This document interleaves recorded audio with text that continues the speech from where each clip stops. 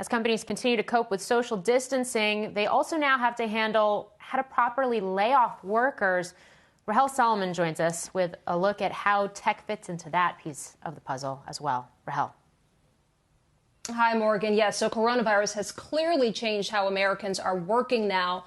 But for some of the nearly 10 million Americans who have been laid off in the last 2 to 3 weeks, it's also changing how some of them are being laid off. Companies, small and large, are turning to conference calls or programs like Zoom to lay off workers virtually and sometimes in large group settings. ClassPass, for example, announced that they had to lay off some of their workers via Zoom, although they also say that they then conducted one-on-one calls with employees. Beauty retailer Sephora also announced that this week they had to lay off more than 3,700 seasonal and part-time workers. Now, for Sephora's part, they say, well, they have employees all over the country, and though it was a tough decision, they felt that conference call was the best way to do that, the best method. Some Twitter users, however, don't agree. Some are calling it callous. Others are calling for a complete boycott of Sephora. Just search the hashtag boycott Sephora on Twitter. So one worker that we spoke to, she says that her layoff was conducted in a group setting.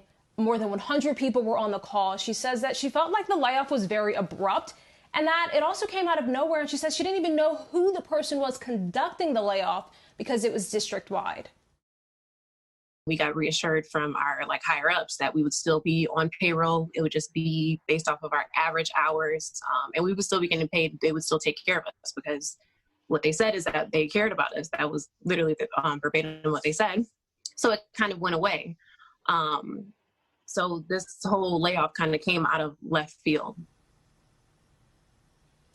And so that worker, Lydia, tells me that Sephora did offer her a small severance. She tells me that she has also applied for unemployment in her state of Georgia.